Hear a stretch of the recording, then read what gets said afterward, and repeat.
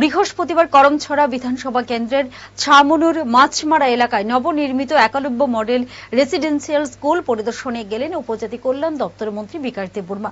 পরিদর্শনকালে মন্ত্রী নির্মাণ কাজের মান পর্যালোচনা করেন এবং ঠিকাদার সংস্থার সঙ্গে বিস্তারিত আলোচনা করেন। তিনি জানান, বিদ্যালয় তৈরির ক্ষেত্রে যদি গুণগত মান বজায় না রাখা হয় তবে তা ভবিষ্যতে ছাত্রছাত্রীদের জন্য চরম ক্ষতির কারণ হয়ে দাঁড়াবে। আমরা চাই প্রতিটি বিদ্যালয় হোক জাতি গঠনের একটি মজবুত স্তম্ভ। তিনি জানান, রাজ্যে আরো 6টি একলব্য বিদ্যালয়ের নির্মাণ কাজ খুব শীঘ্রই শুরু হবে, যা শিক্ষার আলো পৌঁছে দেবে প্রত্যন্ত জনজাতি অধ্যুষিত এলাকাগুলিতে। আজকে আমরা এখানে মনু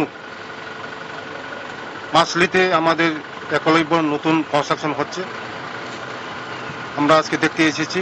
কারণ আমাদের যে স্কুলগুলি টাইমলি সময়ের কাজ সময় শেষ করতে হবে, তার জন্য বিশেষ করে আমাদের এই একলব্য স্কুল আমাদের জনজাতি ছাত্রছাত্রীদের জন্য এই অত্র লংটার ভ্যালির মধ্যে এই স্কুল যদি হয়, এখানের গরিব ছেলেমেয়েরা খুব উপকার আসবে।